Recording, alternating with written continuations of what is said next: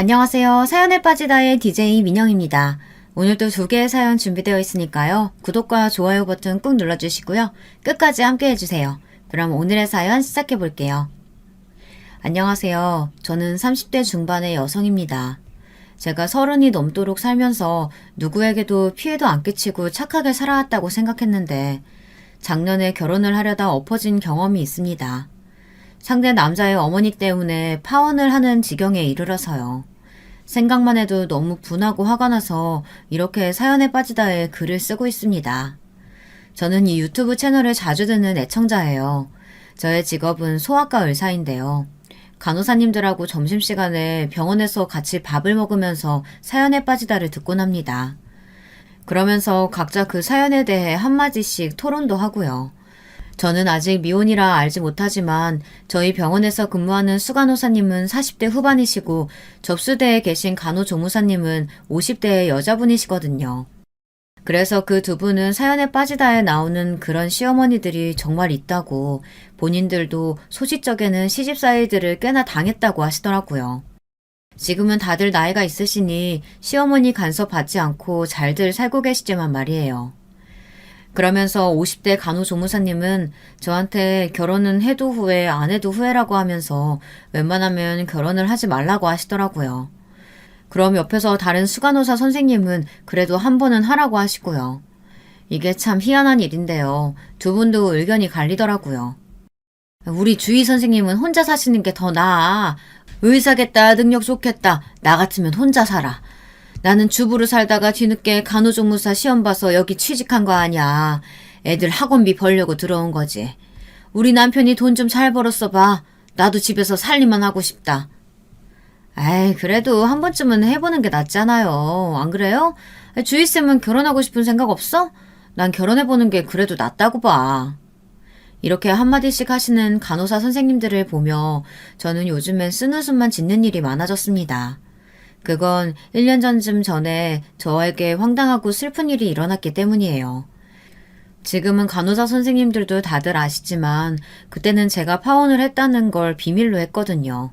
나중에 제가 파혼했다는 사실을 말씀드리니 정말 두 분 다 자기 일처럼 화도 내고 저를 위로해 주셔서 너무 감사했습니다. 제가 어떻게 해서 결혼이 엎어지고 말았는지 여러분들도 궁금하시겠죠. 그러려면 제 집안과 배경부터 설명을 드려야겠네요. 조금 긴 이야기가 될지도 모르지만 여러분들이 끝까지 들어주시길 바랄게요. 그리고 제가 잘했는지 아니면 잘못한 건지 판단을 해주시면 감사하겠습니다. 저는 바닷가 마을에서 태어났습니다. 부모님은 제가 어릴 때 돌아가셨고요. 아버지는 원양어선의 선장이셨는데요. 태평양 먼 바다에서 풍랑을 만나셨다고 합니다. 그런데 아버지는 선원들과 함께 배를 지킨다고 탈출을 안 하시고 그대로 배가 침몰해서 돌아가셨다고 합니다. 우리 어머니께 그 소식을 전해준 것은 엄마의 남동생인 외삼촌이었습니다. 어릴 적 우리 집과 외삼촌의 집은 거의 지척에 가까웠거든요. 누나, 큰일 났어요. 매형이 타고 있던 배가 침몰해서 죽었다는 소식이 왔어. 아이고, 나는 이제 어떻게 사니? 아이고. 아버지의 사고 소식을 들으신 어머니는 너무 큰 충격을 받아 기절을 하셨다고 합니다. 저는 그때 아주 어린 애기였어요. 아마 제가 서너 살쯤 됐을 때였다고 나중에 외삼촌에게 들었습니다. 저는 위로 언니가 둘 있는 딸 셋의 막내였는데요. 아버지가 사고를 당하셨을 때 큰언니는 10살, 작은언니는 7살이었습니다. 우리 어머니는 아버지를 잃은 슬픔을 이기지 못하고 시름시름 앓다가 돌아가시고 말았어요.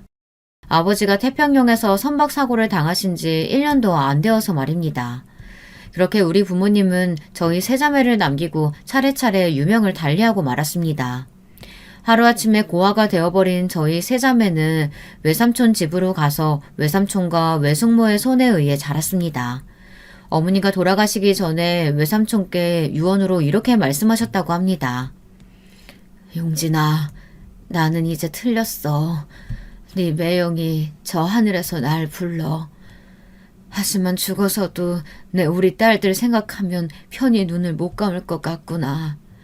내가 죽더라도 우리 딸들 잘 좀 부탁한다. 알았지? 누나, 무슨 그런 소리래. 살아야지. 생대같이 살아서 조카 딸들 크는 것도 보고 시집 가는 것까지 봐야지. 어떻게 그런 못난 소리를 할 수가 있어. 죽으면 안 돼. 지금 죽으면 나 누나 용서 안 할 거야? 그렇게 친정엄마는 하나뿐인 남동생에게 저희 세 자매를 맡기고 아버지를 따라가실 듯 눈을 감고 말았습니다. 그때가 온전히 생각나는 사람은 우리 큰언니밖에 없다고 합니다. 어머니 장례식장에서 큰언니는 결심을 했었다고 해요.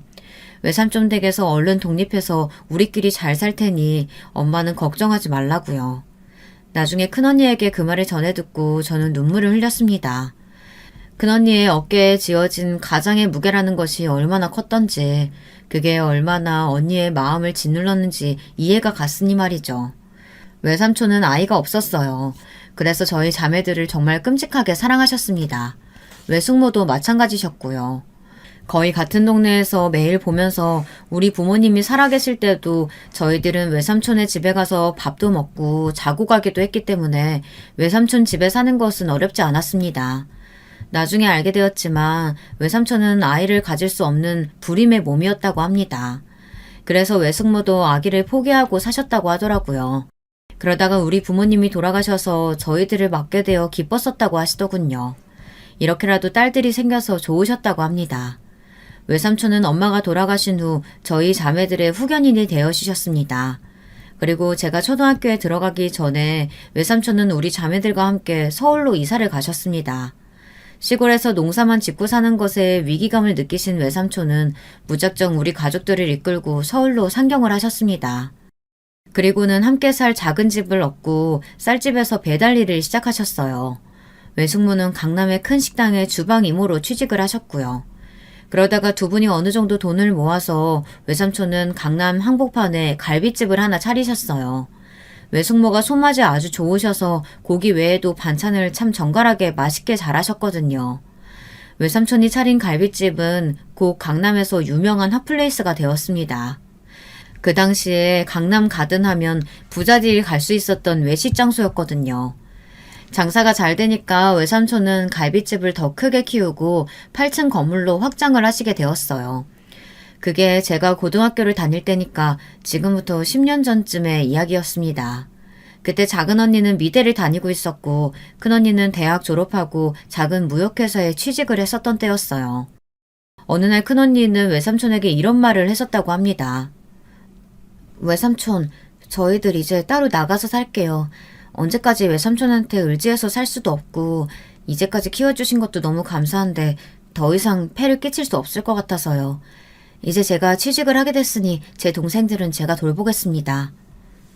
갑자기 큰언니가 이런 이야기를 꺼내자 외삼촌은 아주 화를 내시며 절대 독립 같은 건 신경 쓰지 말고 있으라고 하셨어요. 그게 무슨 말이야? 너희들은 다들 내 딸이야. 나는 너희들을 이제껏 조카라고 생각하고 키우지 않았어. 다들 내 딸들이라고 생각했지. 너희들 전부 우리 집에 데리고 있다가 시집 보낼 거야. 이 삼촌은 독립은 허락 못한다. 그래, 이 외숙모도 너희들끼리 나가 사는 건 반대야. 월세도 문제지만 너희들끼리 살다가 나쁜 놈한테 범죄 피해라도 당하면 어쩌려고 그래. 안 그래도 요즘 원룸촌에서 흉흉한 일들이 일어난다고 하는데 이 외숙모도 절대 반대야. 큰언니는 끝까지 고집을 부리지 못했어요. 그저 뜨거운 눈물을 흘리며 외삼촌 부부에게 고맙다고 말을 했다고 합니다. 사실 우리 언니도 그때 겨우 24인데 어떻게 우리 세 자매의 가장이 될 수 있었겠어요. 큰언니는 무서웠지만 외삼촌에게 언제까지나 폐를 끼칠 수 없다고 생각했던 거였습니다. 하지만 외삼촌은 정말 감사하게도 우리들을 이렇게 딸처럼 대해주셨어요. 그렇게 큰언니는 아버지 대신 우리를 물심양면 도와준 외삼촌 덕분에 좋은 집안에 시집도 가고 시부모님에게 귀여움을 받으며 잘 살고 있습니다. 큰언니는 저보다 6살 위였는데 지금은 40대 초반이고 아들 둘, 딸 하나를 낳고 살고 있어요. 둘째 언니는 아직 혼자 살고 있는데 프랑스에 혼자 유학을 가서 지금까지 거기서 쭉 눌러 살고 있습니다. 프랑스에선 사귀는 남자친구가 있다고 들었어요. 하지만 둘째 언니는 그냥 동거하는 정도지 결혼은 생각 없다고 하며 아주 프리하게 잘 살고 있습니다. 그런데 제가 문제였죠. 저는 의사가 되고 싶었습니다. 그건 제가 엄마가 어떻게 돌아가셨는지 외삼촌께 듣고 난 후부터 결심을 했던 것 같아요. 외삼촌은 제가 초등학교 때 공부도 안 하고 친구들과 어울려 놀기만 하는 것을 걱정스럽게 생각하셨대요. 저는 그때까지 엄마가 그저 병으로 돌아가신 줄만 알고 쉽게 생각하고 있었습니다. 엄마가 돌아가셨을 때 저는 겨우 4~5살이었는데요. 그런 어린애가 뭘 알겠습니까? 그렇지만 엄마의 병은 그렇게 간단한 병이 아니었어요. 아버지가 사고를 당하신 후부터 엄마는 슬픔 때문에 급격히 건강이 나빠지셨거든요. 처음에는 간이 안 좋다고 했다가 그 후에는 바로 췌장으로 넘어가시더라고요. 췌장에 암이 생긴 걸 알게 되신 후 어머니는 가족들에게 암 발병 사실을 숨기고 혼자 고통을 참으면서 병원을 다니셨다고 해요. 그러다 외삼촌이 그 사실을 알게 되셨고 그때는 이미 온몸에 퍼진 암이 손쓸 수 없을 정도로 전이되어 병원에서도 포기한 상태였던 거죠. 초등학생이었던 저에게 그런 이야기를 들려주며 외삼촌은 말씀하셨답니다. 너희 엄마가 암을 이기지 못하고 돌아가셨던 건 너희 아버지 사고 때문에 살 의지를 잃은 것도 있지만 온몸에 암이 한번 퍼지면 그냥 시한부 선고 받아야 하는 의학의 한계 때문이기도 했어. 외삼촌, 그럼 내가 의사가 되면 엄마처럼 암에 걸려 죽는 사람들 도와줄 수 있을까요? 그럼 만약에 정말 조기 발견했더라면 너희 엄마도 돌아가시지 않을 수 있었어. 그러니까 주인은 나중에 의사가 돼. 의사 되려면 지금부터 공부 열심히 해야 돼. 네, 저 이제 애들이랑 안 놀고 열심히 공부할게요. 그래서 암 걸린 사람들도 꼭 도와줄 거예요. 비록 지금은 소아과를 선택해서 서울에 개원을 했지만 제 전공은 원래 소아암이었습니다. 처음에는 예과 실습을 할 때 내분비 내과를 전공하려 했다가 병원에서 많은 소아암 환자들을 보고 불쌍한 생각이 들어 그쪽으로 선택했습니다. 한창 뛰어놀아야 할 나이에 천진난만한 애들이 회색빛 병원 침대에 누워서 보내야 하는 것이 너무 불합리하고 가엽게 느껴졌거든요. 제가 의대에 합격하자 외삼촌 부부는 정말 자기 일처럼 기뻐해 주셨습니다. 저는 다른 학과에 2배 이상이 드는 의대 등록금을 부담해야 하는 외삼촌께 죄송한 마음이 들었지만 외삼촌은 전혀 그런 말씀은 하지 않으셨어요. 그때는 이미 외삼촌의 갈비집은 연 매출 10억이 넘는 강남의 대표 고깃집으로 자리매김을 하고 있었으니까요.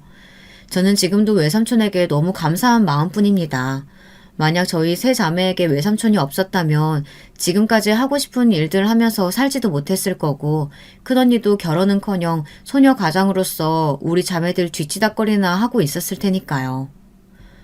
외삼촌 죄송해요. 제가 의대에 들어가서 다른 대학생보다 등록금이며 입학금이 2배로 많이 들어가죠. 다음 학기부터는 장학금이라도 받아볼게요. 아니다. 나는 너무 기뻐. 그러니까 넌 등록금 따위는 걱정하지 말고 오로지 공부에만 힘써. 이 삼촌이 바라는 건 그것뿐이야. 네가 의사로 훌륭하게 바로 서는 거. 그리고 아픈 사람들에게 힘이 되는 연구를 하는 게 이 삼촌의 바람이다. 저는 의대에 가서도 정말 열심히 공부했습니다. 실습도 물론 열심히 했고요. 제 목표는 대학병원 소아암 교수였으니까요. 그 결과 저는 의대를 졸업했을 때 우리과 160명 중 수석을 할 수 있었습니다. 그날 외삼촌은 갈비집에서 우리 세 자매를 불러놓고 갈비를 구워주시면서 기쁨의 눈물을 흘리셨습니다. 누나, 기쁘지? 우리 막내 주희가 의대를 수석 졸업했어. 민희도 좋은 회사 들어갔고 세희는 곧 유학을 가고 말이야. 우리 주희는 드디어 의사가 됐어. 누나, 이젠 하늘에서 편히 눈 감아도 돼. 아무 걱정하지 말고 하늘나라에서 누나 딸들 지켜봐줘. 여보, 좋은 건 알겠는데 당신 너무 많이 마시는 건 안 돼. 알았지? 외삼촌과 외숙모는 제가 의대를 수석 졸업한 것을 축하해 주셨고 제가 교수로서 자리를 잡을 때까지 아무 걱정 없이 공부랑 연구만 할 수 있게 도와주셨습니다. 두 분의 지원 덕분에 저는 병원에서 가까운 곳에 오피스텔을 하나 얻어 지금도 거기서 살고 있습니다. 외삼촌은 제가 결혼할 때까지 같이 계속 살자고 말씀하셨지만 저도 30이 넘어가니 언제까지나 외삼촌 그늘에 기대어 살 수 없을 것 같아서 거절했어요. 그리고 두 분의 노후에 제가 눈치 없이 끼어야 되나요? 큰언니도 시집을 갔고 둘째 언니도 프랑스로 떠나고 나서 저는 제일 마지막에 외삼촌 집을 떠난 셈이 되었어요. 그렇게 병원 생활도 안정을 찾아가고 있을 무렵 저는 지금은 파혼한 제 남자친구를 만났습니다. 남자친구는 같은 과의 의사 선생님이었고요. 같이 소아암에 관한 논문을 준비하다가 만나게 되었습니다. 저는 처음엔 이 사람을 남자친구라고 생각해 본 적이 없었습니다. 그냥 의사 동료로만 생각했을 뿐이었어요. 하지만 제 남자친구가 어느새 저에게 다가와서 서포트도 많이 하고 관심을 가지게 되었습니다. 해외 논문 자료도 제 대신 찾아주기도 하고 제가 몸이 아픈 날에는 대신 당직을 바꿔주기도 하는 등 같은 대학병원에서 근무하면서 그 사람은 제 편의를 많이 봐주었어요. 저는 그 사람에게 너무 고마워서 차마 그 사람의 사귀자는 제안을 거절할 수가 없었습니다. 나중에 알게 된 일인데 남자친구는 저에게 관심이 있고 마음이 가서 그렇게 도와주었다고 하더라고요.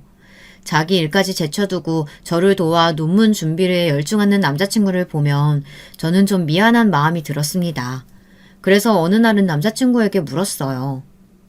자기야, 왜 이렇게 나를 도와줘? 자기도 일도 많고 바쁘잖아. 그런데 본인 논문도 미뤄가면서 왜 내 연구를 도와줘?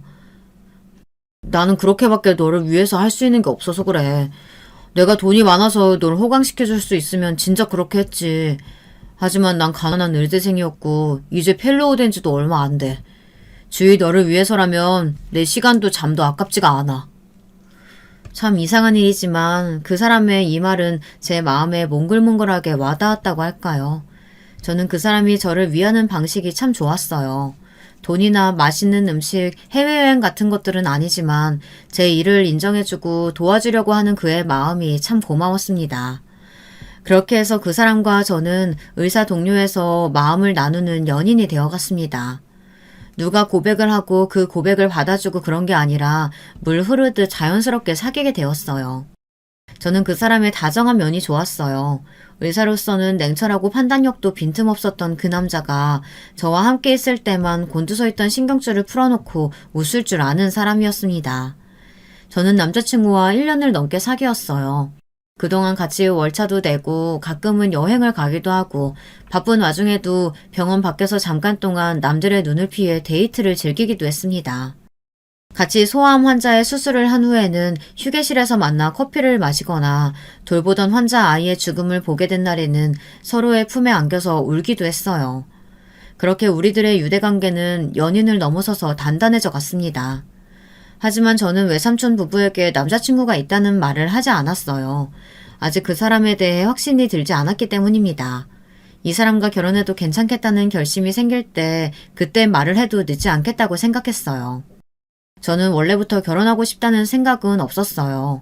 부모님이 너무 일찍 돌아가셔서 저에게 좋은 부부의 롤모델이 될 만한 본보기가 없었거든요. 아니, 결혼에 대한 환상 같은 것을 애초에 갖지 않았다고 말하는 게 맞을 것 같습니다. 그저 언젠가는 교수가 되고 내 논문이 해외에서 인정을 받는 날이 오면 미국이나 독일로 유학을 가고 싶다고 생각했습니다. 제가 원한 건 그런 삶이었어요. 그런데 남자친구와 사귄 후로는 제 삶이 많이 바뀌게 되었습니다. 남자친구가 나를 생각해주는 만큼 저도 남자친구에게 저절로 마음이 쓰였고 내가 도움을 많이 받는 날은 미안해서라도 그의 제안을 거절할 수 없었습니다. 그가 제안한 건 사실 별것 아니었습니다. 주말에 자전거를 타고 교회에 데이트를 간다거나 소소하게 찜질방에서 알콩달콩 시간을 보내고 싶다고 했습니다. 저는 당연히 그런 일이라면 좋다고 말했고요. 남자친구는 어느 날 저에게 농담처럼 말한 적이 있습니다. 우리가 결혼하면 정말 최강의 조합이 탄생하는 것 아니냐고요. 남자친구의 전공은 소아내과였고 저는 암 수술을 하는 외과였으니까요. 그렇게 해서 같이 병원을 하나 운영해보지 않겠느냐고 남자친구는 꿈처럼 말을 하더라고요. 그러고 보니 저도 남자친구의 말을 솔깃하게 들었습니다. 정말 그럴까 하는 생각도 들더라고요. 그때 저는 대학병원의 위계질서, 상하관계 이런 것들에 좀 지쳐서 넌더리가 나는 중이었나 봅니다. 교수는 되어야 하지만 교수님의 일 맡기는 것들을 제가 다 처리하기에는 너무 힘에 겨웠거든요. 대학병원 일을 하다 보니까 교수님의 허락이 없으면 제가 어떤 결정도 내릴 수 없다는 것이 마음에 걸리기도 했습니다. 사람들은 의사란 직업이 겉으로는 정말 좋아 보이고 돈도 많이 버는 것처럼 알고 있지만 말이에요. 의사들의 실상은 힘들고 더럽고 그런 직업입니다. 특히 수술하는 의사들은 참아야 할 게 한두 가지가 아니에요. 수술 중에는 하물며 생리 현상까지도 참아내야 합니다. 그러니 어디 한 군데라도 고장나지 않은 의사가 없을 정도입니다. 저는 고된 대학병원 일에 점점 지쳐갔습니다. 그래도 소아암 환자들에 대한 연민과 의무감으로 조교수 생활을 계속하고 있었어요. 그러던 어느 날 저는 갑자기 소화기관이 잘못된 건지 항상 먹던 대로 먹었는데 자꾸 소화가 잘 안 되고 얹히는 것입니다. 그리고 평소보다 피곤을 자주 느끼고 두통도 심하고 자주 손이 떨리기도 했습니다. 처음엔 대수롭지 않게 생각했지만 제 몸이 보내는 신호는 제가 심상치 않은 병에 걸린 걸 알게 했습니다. 몸이 이제 못 견디니 쉬라고 말하는 병이었어요. 저는 하루 월차를 내고 우리 병원이 아닌 다른 작은 동네 병원에서 피검사 및 초음파를 실시했어요. 그랬더니 갑상선 암이 생겼다는 것을 알 수 있었습니다. 제가 그 진단을 받게 된 건 겨우 30이 넘은 어느 날이었어요. 저는 너무 무서웠습니다. 생각해보면 제가 무시했을 뿐 징조든 있었고 제 어머니도 암으로 돌아가셨으니 저 역시 암이 언제 생겨도 이상하지 않았어요. 제가 소아암을 공부하는 사람이지만 암이란 것이 제 일이 되니 마냥 냉정해질 수가 없더라고요. 결국 저는 남자친구에게 갑상선 암이 걸렸다는 이야기를 하게 되었습니다. 자기, 나 할 말 있어. 응, 뭔데 그래? 나 사실 갑상선 암이야. 엊그제 알게 됐어. 뭐라고? 그럼 얼른 수술해야지. 암인 거 알았으면 빨리 수술 날짜 잡지 않고 뭐해. 몇 기야? 혹시 전이 된 건 아니지? 제가 암에 걸렸다고 하니 남자친구는 너무 놀라 제게 폭풍 질문을 하더라고요. 그러면서 얼른 차트랑 초음파 사진 내놔보라고 하는 것이었습니다. 저는 말없이 제 차트와 다른 병원에서 발급한 진단서를 내주었어요. 남자친구는 꼼꼼히 제 사진들을 들여다보더니 그래도 전이 된 데 없고 초기인 것 같다고 하며 안도의 한숨을 내쉬었습니다. 그러면서 어서 수술 날짜를 잡으라고 저를 재촉했어요. 갑상선 암은 그나마 착한 암이라고 불리는 그런 병인데요. 저는 제가 다니던 대학병원에 하루 휴직을 신청한 후 다른 병원에서 수술을 받았습니다. 저는 갑상선 제거 수술을 함으로써 평생 약을 먹어야 하는 몸이 되었습니다. 젊다면 젊은 나이에 암 수술을 하고 표적 관찰을 해야 하는 몸이 되어버린 것을 믿을 수 없었어요. 하지만 그래도 남자친구는 다행히 조기에 잘 발견했고 전이만 안 되면 괜찮은 거라고 하며 시리에 빠진 절 위로해 주었어요. 아마 그때부터 저는 남자친구에게 더 심정적으로 의지하게 되었던 것 같습니다. 그때는 그럴 수밖에 없었습니다. 저는 갑상선암 수술 후 약을 먹고 보통 사람들처럼 다시는 건강해질 수 없다는 것을 알고 나서부터 유학의 꿈을 포기했습니다. 제가 경무에 시달리면서 쉽게 피곤해하고 시들시들해져 가자 남자친구는 저를 많이 걱정하더라고요. 그러면서 어느 날 저에게 청혼을 하더라고요. 자기야, 혹시라도 다른 생각할까봐 말을 안 했는데 나하고 결혼할래? 언젠가 했던 말 있잖아. 자기랑 결혼해서 개원하고 싶다는 말. 나도 빈말만은 아니었어. 저는 남자친구의 말을 듣고 너무 기뻐서 아무 말도 못하고 그저 눈물을 흘리기만 했습니다. 제가 건강하다면 모르겠지만 암 수술을 한 사람인 걸 알고도 결혼하겠다고 스스럼없이 말하는 그 사람이 너무 고마웠습니다. 하지만 저는 그 사람에게 미안해서 이렇게 말하면서 결혼을 거절했었어요. 난 암이 생겼던 환자야. 이제 수술을 했지만 언제 또 무슨 병에 걸릴지 몰라. 그리고 아기 문제도. 혹시 내가 난소암이나 자궁암에 걸리기라도 한다면 난 자기한테 아기를 낳아줄 수 없는 몸이 되는 거야. 그래도 나랑 결혼할 자신 있어? 그건 걱정하지 마. 나는 아이를 꼭 원하는 입장은 아니니까. 난 당신만 있으면 돼. 우리 부모님은 내가 설득할게. 자신 있어. 그러니까 자기는 나만 믿고 내가 하자는 대로 해줘. 알겠지? 남자친구는 우선 자기네 부모님에게 인사를 가자고 하며 주저하는 저의 팔을 잡아 끌듯 모든 일을 일사천리로 진행했습니다. 다행히 남자친구의 부모님들은 제가 마음에 들었다고 하시더군요. 무엇보다도 제 직업이 의사라서 그랬던 건지 되게 아들과 결혼해서 개원할 예정이라고 하니까 그쪽으로 엄청 비상한 관심을 보이셨습니다. 남자친구의 집안은 좀 형편이 안 좋았다고 해야 하나요? 저희 외삼촌과 비교한다면 가난한 편이었어요. 예비 시아버지는 예전에 정년퇴임한 공무원이었고 예비 시어머니는 30년이 넘게 전업주부로 계시던 분이었죠. 시아버지 될 분은 아주 꼬장꼬장한 편이었고 청렴한 공무원이다 보니 집안이 엄청난 부자였던 적은 없다고 남자친구도 그러더라고요. 남자친구에게는 두 동생이 있었습니다. 둘 다 남동생이었고요. 저희 집은 세 자매인데 그쪽은 삼형제인 것도 저는 참 신기했습니다. 아가씨 부모님이 어릴 적에 돌아가셨다고 들었는데 맞나? 그럼 고생을 많이 했겠구만. 누가 키워주신 건가? 네, 저희 외삼촌이 키워주셨습니다. 외삼촌? 예, 철이야. 외삼촌이 계시단 말은 안 했잖니? 같이 살아야 한다거나 뭐 그런 건 아니지? 제가 외삼촌이 있다는 말을 꺼내자마자 시어머니는 눈살을 찌푸리시더니 남자친구에게 조용한 목소리로 소근거리셨어요. 하지만 남자친구는 예비 시어머니의 말에는 대답도 안 하고 제 손만 꼭 잡고 있었습니다. 그 눈빛은 누구라도 이 결혼을 반대한다면 그 사람은 가만히 두지 않겠다는 신념이 느껴지는 눈빛이었습니다. 예비 시어머니도 남자친구의 눈치는 보았는지 외삼촌에 대한 불평은 더 이상 하지 않으셨습니다. 그렇게 예비 시댁에서의 인사 자리는 잘 넘어갔고 저는 외삼촌에게 제가 사귀는 남자친구를 소개해줘야 할 차례가 다가왔어요. 저는 긴장한 상태로 남자친구를 데리고 강남 사거리로 가 외삼촌이 운영하시는 고깃집의 문을 두드리게 되었습니다. 외삼촌은 저를 보자마자 아주 반갑게 맞이하셨어요. 제가 데리고 온 남자친구에게도 꽤나 호의를 보이셨고요. 남자친구 역시 외삼촌이 서울의 유명한 갈비집인 강남가든 사장님인 걸 알게 되자 눈이 휘둥그레졌습니다. 그러면서 저한테 부잣집 조카딸이었던 거냐고 농담처럼 말을 하더라고요. 아니, 우리 주희가 사귀는 남자가 있었단 말이야? 그런데 왜 이 삼촌한테 한마디도 말하지 않았어?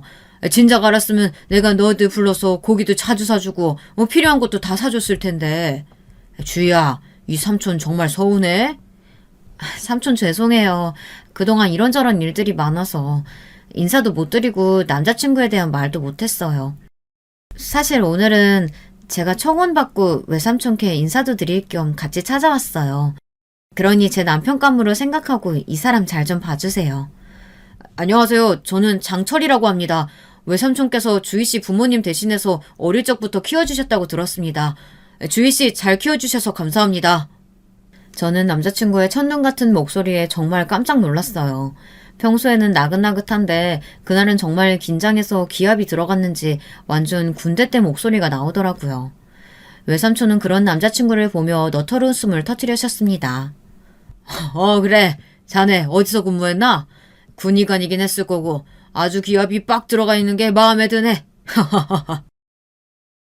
아마도 제가 모르는 남자들끼리 의기투합하는 뭔가가 있었는지 군대 이야기를 시작으로 그날의 분위기는 아주 화기애애했습니다. 외삼촌과 남자친구는 술도 주거니 받거니 하며 밤이 새도록 많은 이야기를 나눴어요. 외삼촌은 제가 최근에 암 수술을 받았다고 하는 말도 남자친구에게 들으시곤 저를 나무라셨습니다. 그런 중요한 말을 전부 외삼촌께 하나도 하지 않았다고 서운하시다고 하면서 말이죠. 저는 좋은 이야기도 아닌데 라고 생각해서 할 필요성을 못 느꼈는데 어른들은 그런 걸 많이 서운해 하시더라고요. 그날 바로 상견례 날짜를 잡고 남자친구는 병원 근처의 호텔 내 일식집을 예약했습니다. 따로 조용한 룸이 있고 오마카세가 나오는 그런 고급 일식집이었어요. 저는 너무 힘을 준 거 아니냐고 하며 남자친구에게 다른 저렴한 식당을 예약해도 괜찮다고 했습니다. 하지만 남자친구는 그 정도 돈은 자기도 번다고 하며 자기만 믿으라고 호언장담을 하는 것이었어요. 그 문제의 상견례 날이 되었습니다. 저와 남자친구는 결혼을 하면 바로 병원을 개업할 생각이었기 때문에 같은 날 월차를 낸다고 대학병원에 말을 해둔 상태였어요. 교수님은 처음에는 저희가 사귄다는 사실을 모르셨기 때문에 같은 날 월차를 허락하지 않으셨습니다. 하지만 저와 남자친구는 교수님께 꼭 월차를 내야 하는 중요한 일이 있다고 말씀드렸어요. 왜 둘이 같이 빠지려고 하는 건가? 이유를 말하지 않으면 안 보내줄 거야. 혹시 저 사람 나 몰래 무슨 꿍꿍이 속이 있는 거 아니야? 그게 아니고요. 사실 교수님께 미리 말씀드렸어야 하는데 저 주희 씨하고 결혼할 겁니다. 그래서 오늘 상견례를 가야 합니다. 죄송합니다. 지금이 아니면 말을 못할 것 같아서요. 어쩌면 이 사람이랑 결혼해서 저희 둘 다 대학병원 그만둘지도 몰라요. 뭐? 그동안 두 사람 사귀고 있었단 말이야? 어떻게 그 사실을 감쪽같이 모르게 할 수가 있나? 남자친구가 곤란한 얼굴로 이런 말까지 하자 교수님은 대번에 얼굴이 흑빛이 되셨습니다. 교수님은 막 화를 내시면서 제가 없이는 수술도 할 수 없고 공동 연구를 하고 있는 와중에 그런 말이 어디 있느냐고 하셨어요. 저도 미리 말을 못해서 죄송한 마음은 있었지만 교수님이 적반하장식으로 화를 내시는 걸 보니 은근 화가 나고 서운하더라고요. 그래서 그동안 교수님이 저를 착취하시지 않았냐고 하며 세게 나가게 되었습니다. 교수님, 저 서운합니다. 공동 연구도 거의 끝나가는 상황이고 저는 교수님이 시키는 일 하느라고 제 논문도 계속 늦어지고 있고요.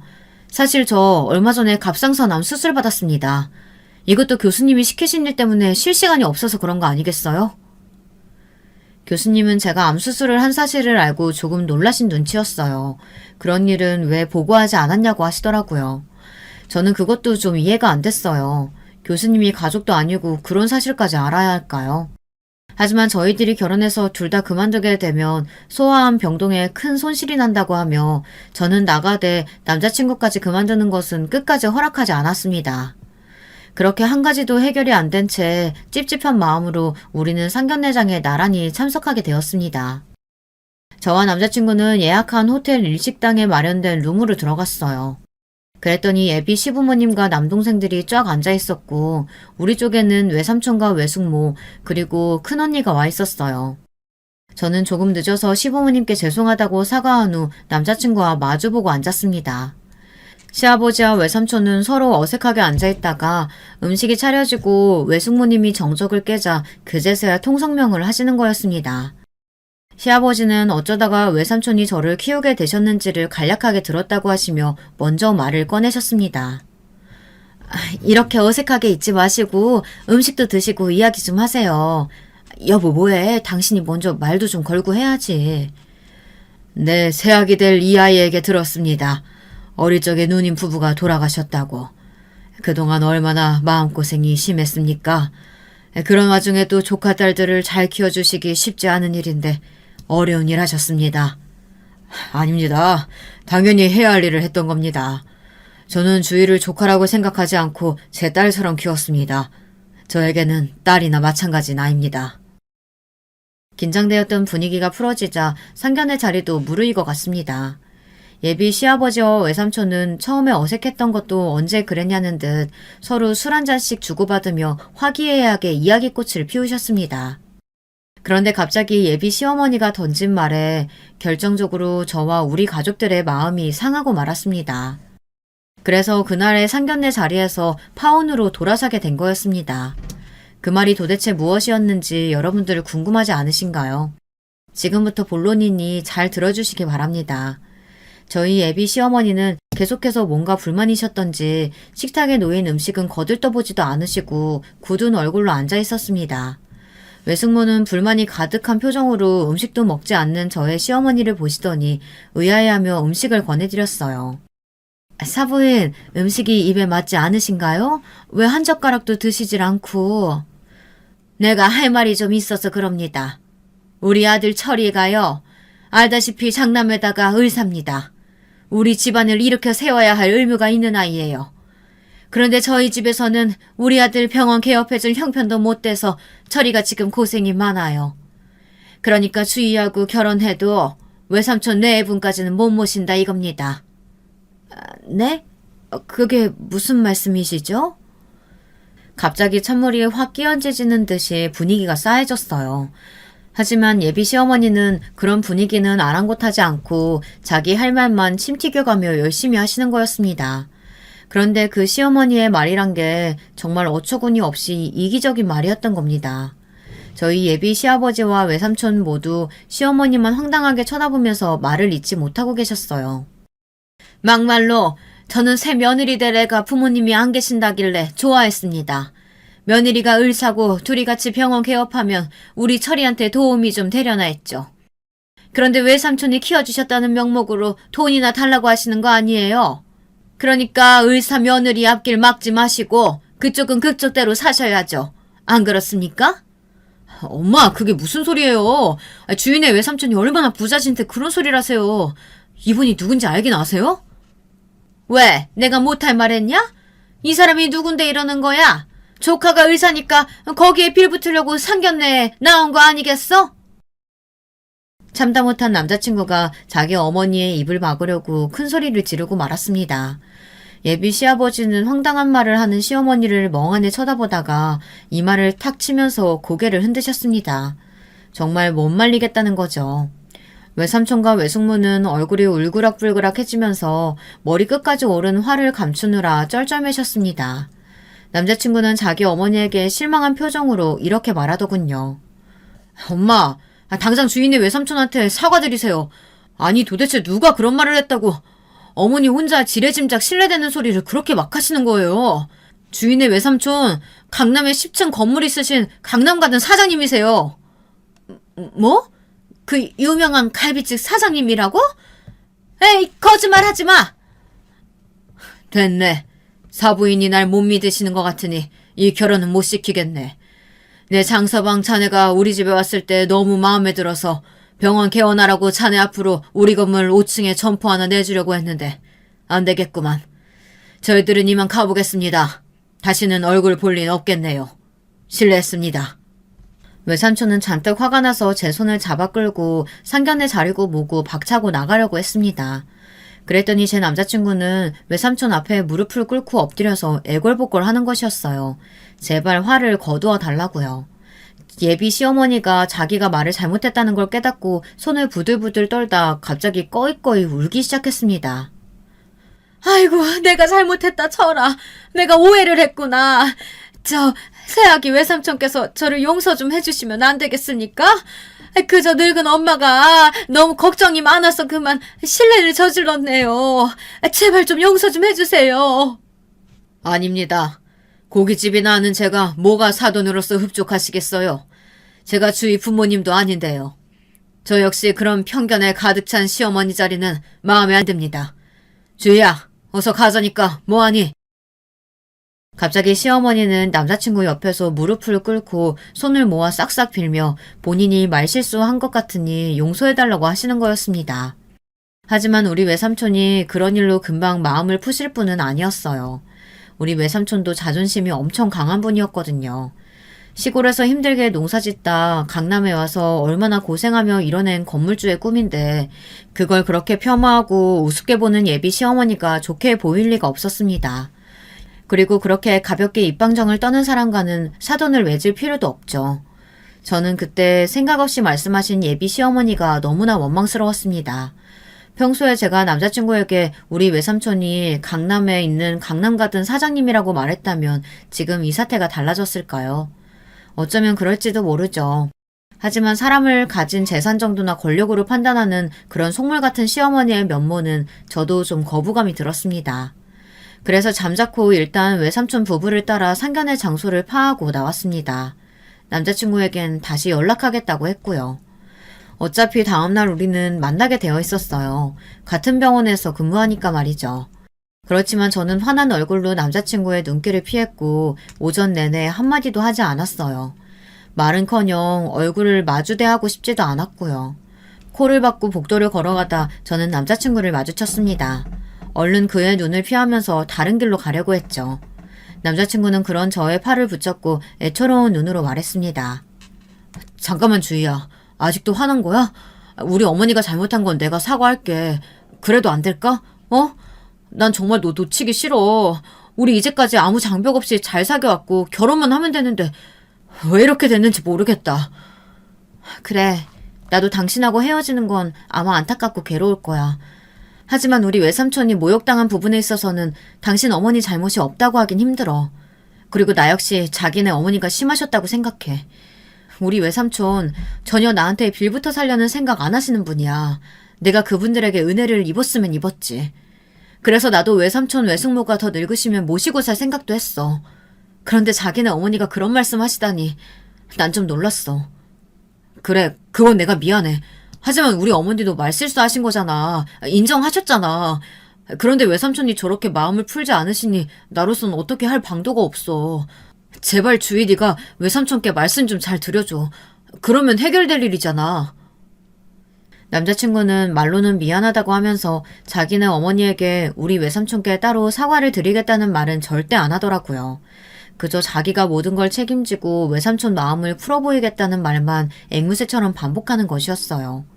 그래서 제가 왜 예비 시어머니가 외삼촌에게 직접 사과하러 오시지 않느냐고 하니 남자친구는 한참을 우물쭈물하더니 겨우 말을 이어갔습니다.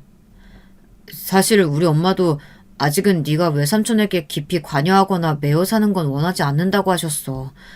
물론 외삼촌이 너희 부모님처럼 너를 잘 키워주신 건 고맙고 나도 인정해. 하지만 그분들은 그저 친척에 불과하지 부모님은 아니잖아. 그래서 혹시 그분들이 늙고 힘없어졌을 때 네가 그분들 모시겠다고 나설까봐 그래. 이 말은 안 하려고 했는데 사실 나는 장남이라 우리 부모님 모셔야 하는데 너희 외삼촌 외숙모와 우리 부모님이 같이 사실 순 없잖아. 저는 남자친구의 말을 듣고 어이가 없었습니다. 나한테 상의도 없이 자기 부모님 모실 생각부터 하는 건 저보다 이 사람이 먼저였던 거였습니다. 저는 화가 나서 남자친구의 눈을 똑바로 보며 뚝뚝 끊어내듯이 말을 했습니다. 잘 들어. 나는 부모님이 안 계시다고 해서 그분들을 그저 친척으로만 생각해 본 적 없어. 우리 외삼촌 외숙모 부부 아이 없으셔. 그래서 우리 세 자매가 조카딸이라고 생각하지 않고 자식들처럼 정성을 다해 키워주신 분들이야. 그런데 내가 그분들이 그저 친척이라고 해서 외면할 수 있을 것 같아? 난 그렇게는 못해. 그분들이 늙고 힘없어지면 나도 딸처럼 그분들 모실 거야. 그러니까 난 당신이랑 결혼은 안 되겠다. 우리 헤어지자. 저의 확신하찬 말투에 남자친구는 고개를 떨어뜨렸습니다. 더 이상 저를 설득할 수 없을 거라는 직감을 했나 봐요. 그 사람은 말없이 제 손을 놓고 저에게서 멀어져 갔습니다. 그 후로는 저는 전 남자친구와 같은 병원에서 마주치는 것이 괴로워졌어요. 그래서 파혼하고 얼마 되지 않아 저는 동네에 소아과를 개원하게 되었습니다.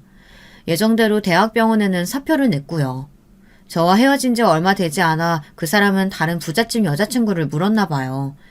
인스타를 가끔 보다 보니 알고리즘을 따라서 그 사람의 행복한 사진들이 떠오를 때가 있어요. 그러면 저는 그 사람이 여자친구와 찍은 사진들을 보며 한없이 우울감에 빠지곤 합니다. 하지만 전혀 그 사람과 헤어진 걸 후회하지는 않습니다. 그런 입이 가벼운 시어머니와 자기밖에 모르는 남편감을 모시고 살 수는 없으니까요. 저 역시 우리 가족이 먼저고 그 다음이 시댁 식구잖아요. 지금이 무슨 조선시대가 아니니까요. 여러분은 어떻게 생각하시나요? 우리 외삼촌이나 제가 그 자리에서 참고 이 결혼을 계속 진행했어야 할까요? 저는 진심으로 여러분의 조언이 듣고 싶습니다. 사실 지금은 전 남자친구는 다른 여자와 결혼을 했습니다. 저와 헤어진 지 2달도 안 되어 여자친구를 사귀어 3개월인가 만나더니 바로 결혼을 결정하더라고요. 그 여자는 의사도 아니고 고생이라고는 모르는 부잣집 딸이라는 것 같았습니다. 그 사람은 자기가 원하는 이상형의 여자를 만났다며 SNS 상에서도 자랑이 대단했습니다. 그들의 인스타는 두 사람의 행복한 사진들로 가득합니다. 그런 전 남자친구의 행보를 보니 그 남자에겐 내가 아니었어도 그저 돈 많은 여자이기만 하면 되는 거 아니었나 이런 괘씸한 생각이 들기도 합니다. 그렇게 생각하면 저는 그 남자와 헤어지기를 참 잘했다는 생각이 들어요. 돈만 보고 결혼까지 하는 관계가 과연 얼마나 견고할 것이며 끝까지 서로 사랑은 할지 그게 의문이더군요. 제 전 남자친구란 사람 정말 속물 덩어리지 않은가요? 저는 요즘 간호사 선생님들과 하루하루 소아과를 운영해 나가는 것에 만족하며 살고 있어요. 그리고 당분간은 남자를 만날 생각이 전혀 없어졌어요. 우리 병원 간호사님들은 그래도 새로운 사랑이 치료약이라고 하며 좋은 남자 있으니 소개해줄까 하고 말씀들을 하시는데요. 저는 다 거절했습니다. 지금은 크게 남자에게 데이고 나니 정말이지 혼자가 편해서 말이죠. 언젠가 저에게도 새로운 사랑이 찾아오게 되면 모를까. 지금은 때가 아닌 것 같네요. 제 이야기는 여기서 끝이 났습니다. 여러분들은 제 이야기 어떻게 들으셨나요? 우리 외삼촌 부부는 그런 남자 잘 찾다면서 아직 나이가 많은 것도 아니니 기다리면 더 좋은 사람 만날 거라고 하시는데요. 여러분들은 어떻게 생각하시나요? 가끔은 남자친구와 함께했던 추억들이 저를 괴롭힙니다. 애써서 잊고 지내지만 말이죠. 그 사람은 결혼했고 저 같은 건 안중에도 없을 텐데 제가 그 사람을 생각해봐야 뭐 하겠어요. 하지만 정말 생각이 나고 그리울 때가 있더라고요. 1년이나 전이지만 말이에요. 봄이 오는 길목에서 문득 1년 전 저의 씁쓸한 기억이 생각나 여러분께 사연을 보내드립니다. 여러분들이 제 사연을 재미있게 들으셨다면 좋겠습니다. 구독자 여러분, 긴 글 읽어주시느라 고생하셨어요. 제 글을 읽어주셔서 감사드립니다. 봄을 시샘 많은 꽃샘추위가 기승을 부리고 있어요. 모두들 몸을 따뜻하게 하시고 지내시길 바랄게요. 여러분, 두 번째 사연 시작하기 전에 좋아요, 구독 꼭 눌러주실 거죠? 그럼 두 번째 사연 바로 시작합니다. 안녕하세요. 서울 외곽에 사는 30대 유부녀입니다. 평소 사연을 즐겨보면서 세상엔 참 다양한 사람들이 있다고 하면서 신기했었는데 제가 이렇게 사연을 보내게 될 줄은 몰랐네요. 사연의 주인공이 남도 아니고 제 가족과 관련된 사람이 될 줄은 꿈에도 몰랐네요. 그것도 시부모님 말이에요. 우선 제 얘기부터 해야겠네요. 저는 30대 유부녀로 결혼한 지는 3년차 되는 신혼부부입니다. 남편은 조금 답답한 성격이긴 하지만 그래도 착해서 대학교 때부터 알고 지내던 선배로 시작해서 결혼까지 오게 된 케이스예요. 남편은 소심하고 우유부단하긴 하지만 지금 적당한 직장 다니면서 소소한 결혼 생활 즐길 정도는 되는 남자입니다. 저도 못지않게 5년차 직장인이고요. 넉넉하진 않지만 저희 둘이서 벌어서 충분히 잘 먹고 잘 살고 있고요. 둘 중 누가 부족하거나 넘치지도 않게 비슷한 수준의 둘이 만났다고 생각했어요. 대학교 때부터 알고 지낸 사이라고 했잖아요.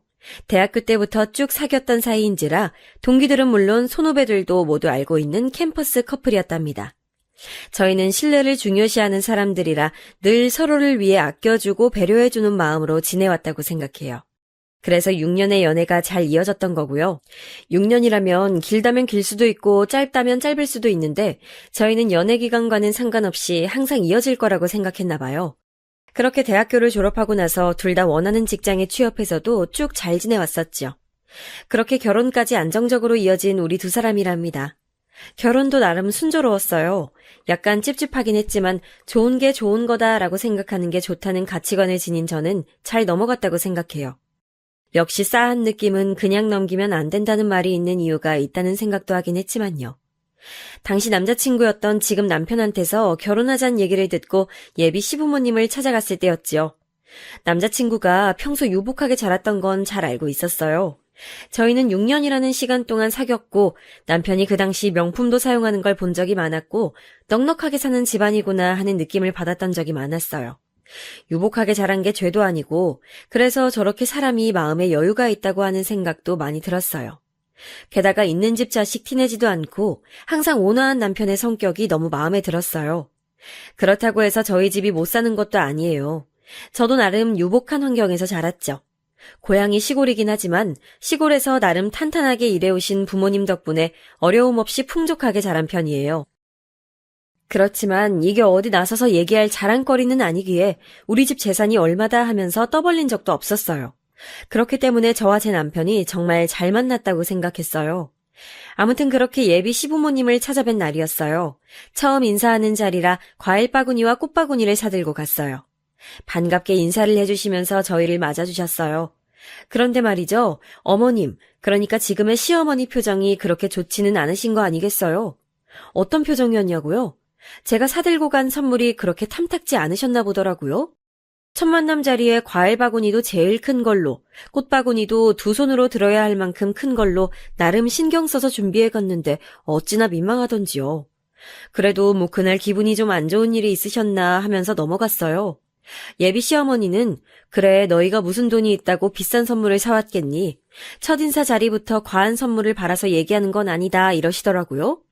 아니 그 자리가 무슨 선물 드리러 간 자리도 생신 축하 자리도 아니었는데 선물 살 돈이 있네 없네 하는 건 좀 아니지 않나요?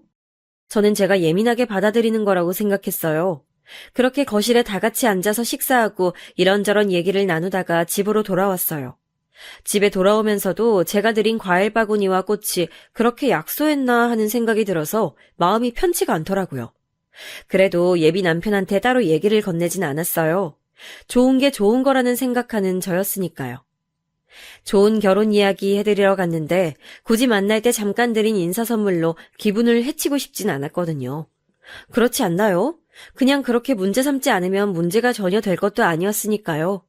그렇게 저희는 결혼 승낙을 받았어요. 결혼해서도 약간의 그 찝찝함은 깔끔하게 사라지진 않았어요. 왜냐고요? 혼수 문제로 또 트집을 잡으셨거든요. 저희 부모님께서 고급 혼수로 싹 맞춰주신다고 하셨지만 저는 제 힘으로 혼수를 해가고 싶었거든요. 그래서 제 형편에 맞게 남편과 잘 상의해서 혼수를 정하고 준비했어요. 남편도 제가 혼수에 들어간 비용이 얼만지 잘 알고요. 그걸로 토단 적은 지금까지 한 번도 없어요.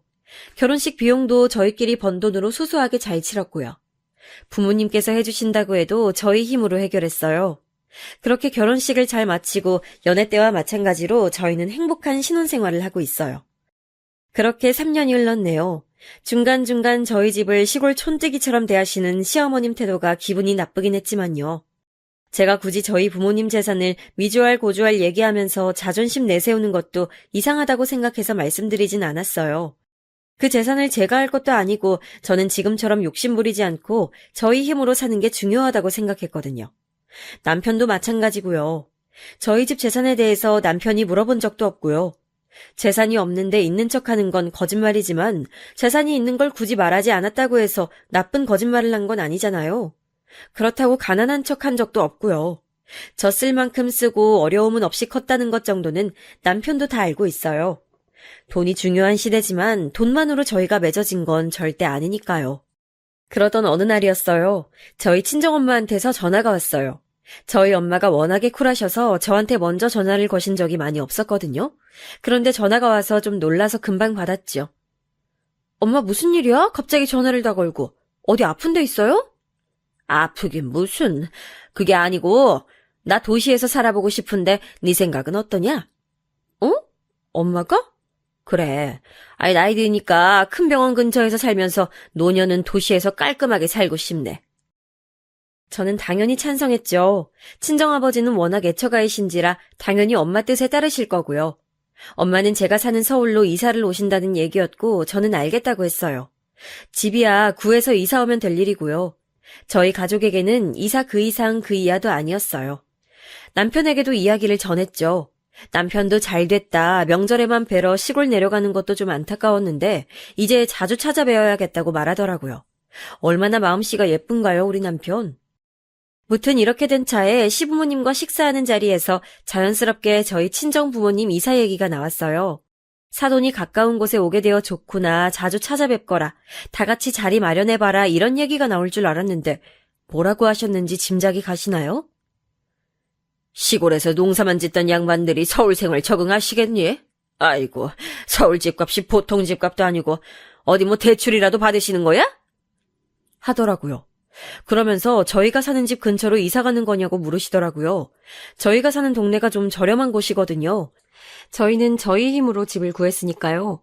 그래서 남편이 저희 쪽으로 와도 좋고 뭐 장인 장모님 편하신 곳으로 이사 가시면 되지 않겠어요 했더랬죠. 저도 옆에서 가만히 듣고 있었고요.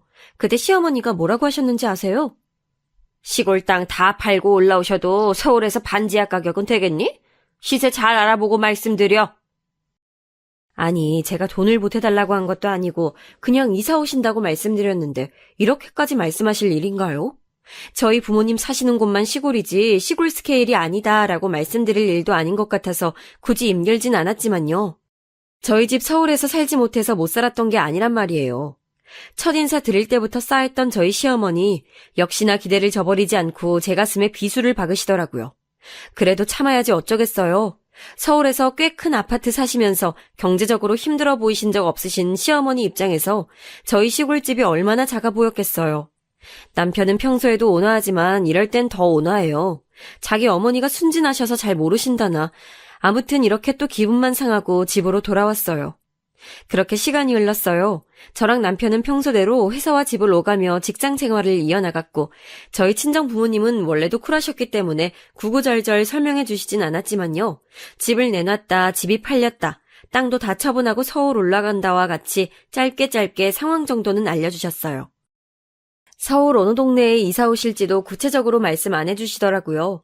원래 저희 부모님 성격이 그러세요. 그렇다고 사랑을 못 받은 건 아니고요. 그렇게 자유롭게, 하지만 부모님 도움이 필요할 때면 언제든 든든하게 손을 내밀어 주시는 스타일이라고 하면 될까요? 저희 결혼식 때 저희끼리 형편껏 해보겠다고 하셨을 때도 두말 없이 믿고 응원해 주셨어요. 하지만 언제든 힘들 때 기댈 기둥이 우리니까 언제든 기대라고도 해주셨고요. 그렇게 서울과 시골을 왔다 갔다 하시면서 집을 알아보러 다닌다고만 알고 있던 어느 날 이사를 할 집을 결정했으니 집들이 날 놀러 오라고 하시더라고요.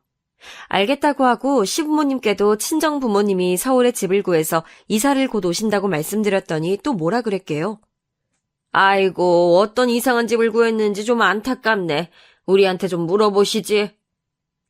너무 속이 상했지만 꾹 참고 앉아 있었더니 시어머니가 또 물으시더라고요. 그래서 어느 동네에 하시길래 있는 그대로 강남이라고 말씀드렸어요. 시어머니가 막 웃으시더라고요. 강남도 강남 나름이지 그래도 강남에서 한번 살아는 보고 싶으셨나 보다 이러시더라고요. 저희 시부모님도 강남에서 사시진 않거든요. 강북에 50평대 아파트 사세요. 강북이지만 서울이기에 물론 집값은 만만치 않죠. 괜히 강남 어디라고 나서서 말씀드릴 일도 아니기에 계속 가만히 있었더니 시어머니께서 또 물으시더라고요. 그래서 강남 어디 다세대 이러시더라고요. 그때는 저도 약간 짜증이 나서 강남 무슨 동 어디라고 말씀드렸어요. 누구라도 이름만 들어도 알만한 60억을 호가하는 펜트하우스랍니다. 시어머니가 믿질 않으시더라고요. 그냥 웃으세요. 아니 그니까 그 근처 어디 다세대, 그니까 어디냐고 하면서 계속 안 믿으시는 눈치인 거 있죠. 펜트하우스 분양받아 입주하신다고 했더니 그제야 눈이 동그래지시더라고요. 로또라도 당첨된 거냐고요. 로또 당첨돼도 펜트하우스는 못 살 텐데 말이에요. 사실 저희 친정 부모님 원래 서울 태생에 서울에서 자라셨지만 두 분 다 자연이 좋아서 시골로 내려가셔서 사신 것일 뿐인데 이제 시골 생활이 지겨우셔서 그냥 다시 돌아오신 것뿐이거든요. 그렇게 말씀을 드렸더니 시어머니 얼굴이 불그락푸르락 하는 거예요. 세상에, 아니 며느리가 빚을 져서 돌아온 것도 아니고 돈을 보태달라는 것도 아니고 며느리 부모가 60억 펜트하우스에 살면 오히려 더 좋은 거 아닌가요? 든든한 부모님 둔 며느리를 싫어할 이유가 있나요? 그걸로 유세 부릴 마음도 없고 생색낼 마음은 더더욱 없는 며느리를요. 아니 근데 정말 놀랐어요. 제 시어머니가 제 남편의 어머니가 말이죠. 사돈을 질투하는 모양새라니. 반지하라도 사시겠냐며 걱정 가득한 비웃음을 시전할 땐 언제고 펜트하우스 입주라니 흥분을 가라앉히실 못하시는 거 아니겠어요? 저는 괜히 말씀드렸나 싶어질 정도였어요. 아니 너희 집이 그렇게 돈이 많았니? 아니 그럼 그렇게 돈이 많으면서 과일 바구니 하나 덜렁 사왔던 거야? 정말 깜짝 놀랐습니다. 제가 시어머니 뵈러 갔을 때 사간 그 과일 바구니 얘기를 하더라고요. 그리고 혼수 문제로도 시비를 거시는 것 아니겠어요?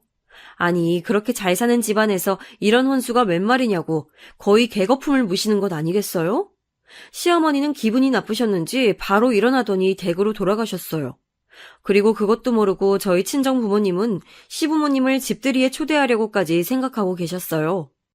친정 엄마는 그저 집들이 때 저희 시부모님 초대해서 잘 대접해드릴 생각만 하시는데 어쩜 이럴 수 있죠? 대학교 때부터 지금까지의 제 인생이 파노라마처럼 지나가더라고요. 저는 남편뿐이었는데 남편이 만들어준 세상, 남편과 만들어간 세상이 다인데 그런 남편은 제 부모를 무시하는 시어머니 밑에서 자랐네요. 이 어찌 아이러니가 아니겠어요? 그래도 기본 마인드만큼은 바르고 정직하신 시부모님이시기에 저희 남편 같은 자식을 키워냈다고 생각했어요. 다만 최근에 이 일만 아니었다면요. 60억 펜트하우스에 입주하신 친정엄마가 집들이로 저희를 초대했을 때였어요. 방 5개에 화장실 3개더라고요. 저도 부모님이 검소하게만 사신 걸 본 상태라 펜트하우스는 처음 봐서 입이 떡 벌어지긴 하더라고요. 저희 친정 부모님 재력이 이 정도나 되는구나 하고 저도 모르게 감탄하게 되더라고요. 유복하다는 건 알았지만 이 정도인 줄은 저도 몰랐다고 해도 될 정도였어요. 눈으로 보게 되니 저도 침이 흐를 정도였어요. 아, 좀 더 호화롭게 살아도 됐을 뻔했나 하고 잠깐 생각할 정도였지 뭐예요. 당연히 한강이 내려다 보였고 테라스 근처에 가면 한강이 바다처럼 넘실대더라고요. 좋았어요. 자랑스러웠고요. 와, 엄마 진짜 좋다. 한강이 쫙 보이네. 나도 이런 집에서 살고 싶다.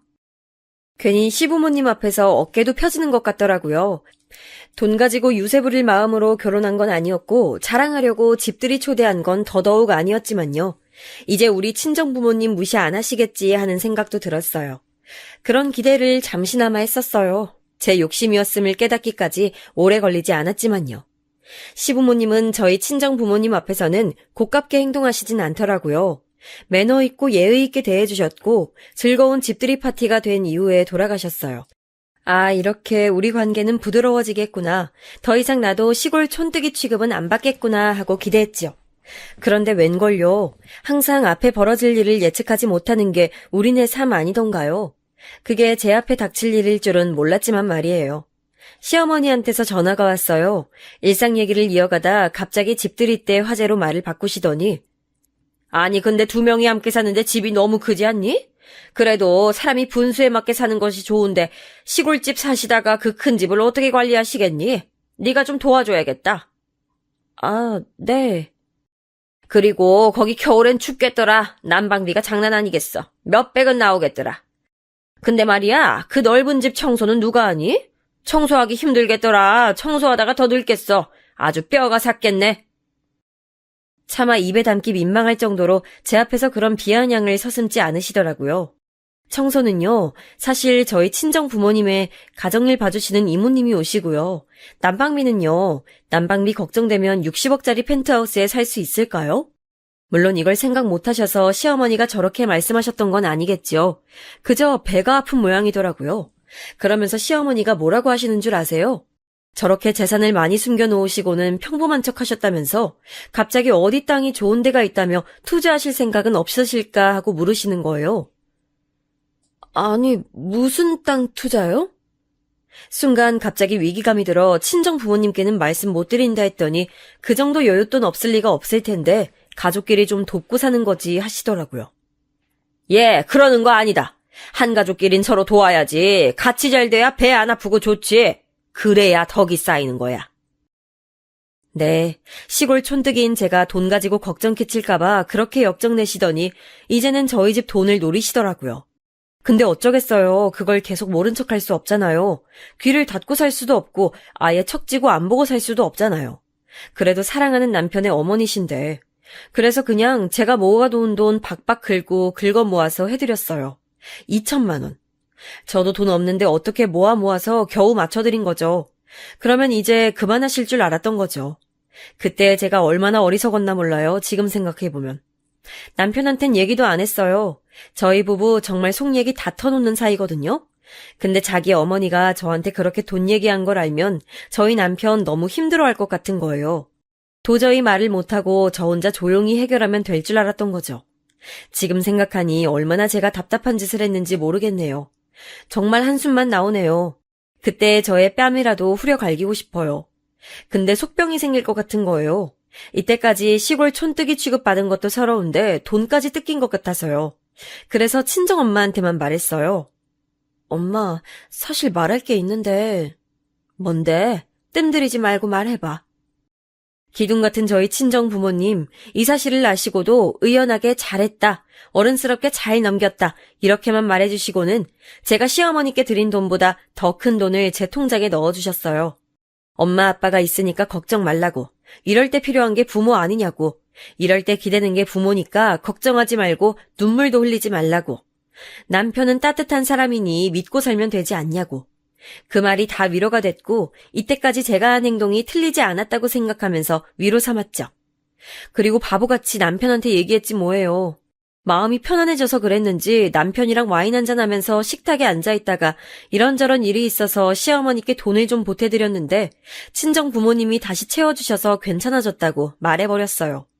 취하기도 했고 시어머니께서 더 이상 요구하시진 않겠지, 그 정도 양심은 있는 양반이겠지 했던 제 생각을 믿었던 거예요. 남편은 그런 일이 있었냐고 정말 미안하다고 하더라고요. 역시 순진한 남편은 아무것도 모르고 시어머니 혼자서 그랬던 것 같더라고요. 근데 그게 아니었을까요? 다음날 시어머니가 또 전화하셨더라고요. 너희 친정 부모님은 그렇게 돈 쌓아둬서 뭐하냐고 하시더라고요. 남편 힘들게 일하고 다니는데 일 그만두고 편한 사업하면 어떻겠냐고 전화가 왔더라고요. 이상했어요. 남편 관련 얘기가 왜 나왔을까요? 남편이 저희 친정 부모님이 저한테 돈 주신 걸 얘기한 걸까요? 잠깐 그런 생각을 하고 있는데 저녁에 웬걸요? 남편이 갑자기 사업을 해보고 싶다는 거예요. 예전부터 꿈이 있었대요. 저는 듣도 보도 못한 꿈인걸요. 당신 내 친구 윤기 알지? 걔가 이번에 옷 사업하다가 크게 대박나서 지금 강남에서 엄청 떵떵거리고 산다잖아. 나도 그러고 싶어. 솔직히 월급쟁이는 그냥 개미에 불과하잖아. 맨날 남의 돈 벌어다 주는 인생 나도 그만 살고 싶다. 제가 이 사람을 대학 때부터 알고 사귀면서 직장 다니면서 소소하게 결혼 생활하면서 알콩달콩 사는 게 꿈인 줄만 알았거든요. 아니 그런데 갑자기 사업이라니요. 갑자기 웬 사업이냐고. 무슨 사업이 하고 싶냐고 물었더니 건물을 하나 사서 임대업을 하고 싶다잖아요. 아니 건물이 있어야 임대업을 하죠. 건물을 세울 때까지 열심히 일하겠다는 것도 아니고 뜬금없이 건물이 필요하다잖아요. 이게 무슨 말일까요? 설마 저희 친정 부모님께 기대어서 건물을 사달라는 말인 걸까요? 하지만 남편은 건물을 사서 임대업을 하고 싶다는 얘기만 했을 뿐 건물을 어떻게 사겠다는 건지 뭘 해서 사겠다는 건지 아무것도 말하지 않고 그저 임대업을 해보고 싶대요. 아기자기하게 집 꾸미는 걸 좋아하니까 본인이 생각한 대로 실내 인테리어를 내서 임차인들에게 행복을 나누는 일을 해보고 싶다는 거예요. 이게 무슨 가당치도 않은 얘긴지 모르겠어요. 이런 사람이 아니었는데 왜 이렇게 된 걸까?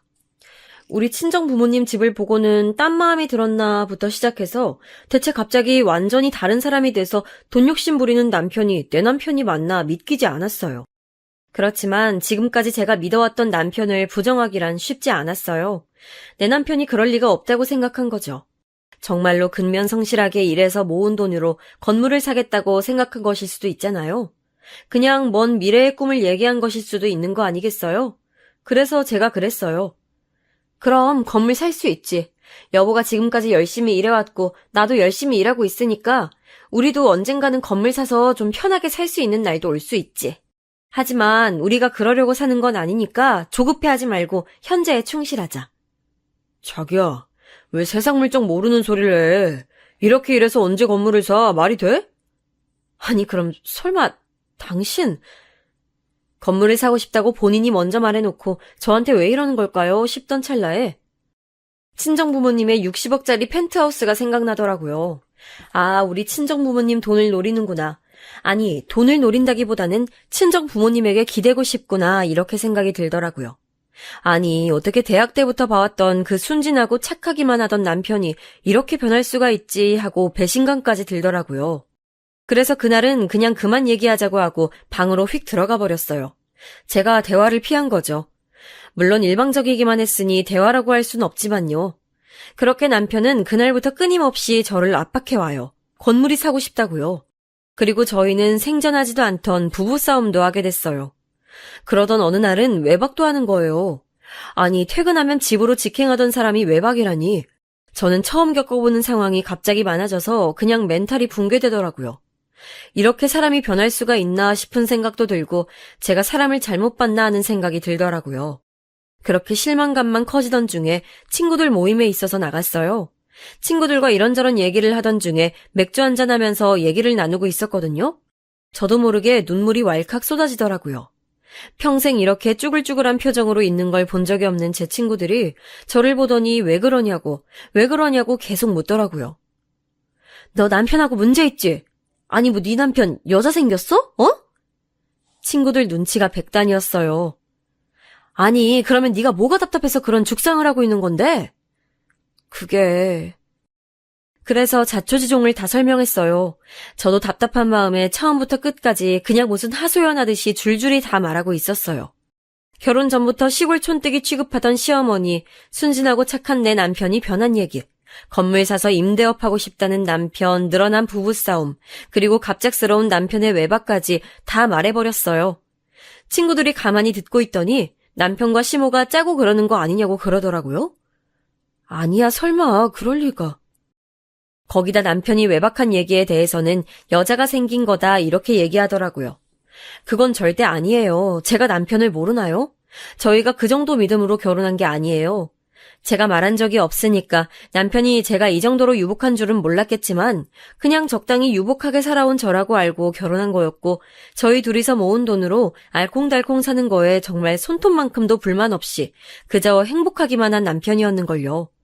그건 누가 뭐라 해도 제가 장담할 수 있어요. 정말이요. 제 남편이 돈돈거리는 사람이 정말 아니에요. 그냥 부부싸움이 늘어나서 요즘 속상한 마음에 집에 오면 또 다툼 생길까봐 저를 피해주는 건 줄 알았거든요. 외박한 날 밤에도 전화했을 때 바로 받기도 했고요. 근데 친구들은 당장 이혼하라고 다그쳐요. 남편도 너희 집 돈 보고 눈이 돌아간 것 같아. 평생 놀고 먹을 심상 같으니까 외박한 날 뭐 했는지 빨리 물어봐. 그냥 외박이 아니라니까? 아니면 카드 명세서라도 몰래 봐. 그렇게 친구들로부터 타박만 듣고 등신 소리만 듣다가 집으로 돌아왔어요. 마음은 만신창이가 되어 너덜너덜한데 소파에 남편이 누워있더라고요. 쿨쿨 잠만 편하게 자는 걸 보니까 또 측은하기도 하고, 직장 생활을 남편만 하는 건 아니지만 아시잖아요 다들 사회생활 고되다는 거. 상사 눈치 계속 보면서 일해야 하고, 그리고 그 눈치 보는 게 저한테 이득을 가져다 주는 것도 아니잖아요. 회사에 이득이 되는 거죠. 그런 생각이 지나가면서 측은하더라고요. TV를 켜놓은 채 소파에서 잠든 남편이 안쓰러웠어요. 힘들었겠죠. 힘든 마음에 투정 좀 부렸겠지요. 그런데 제 반응이 돈 보고 눈 돌아간 사람 취급하냐는 반응뿐이었으니 자존심도 상하고 상처도 받았겠지요. 왜 남편들 그런 거 있잖아요. 아내 앞에서 기죽기 싫은 거 말이에요.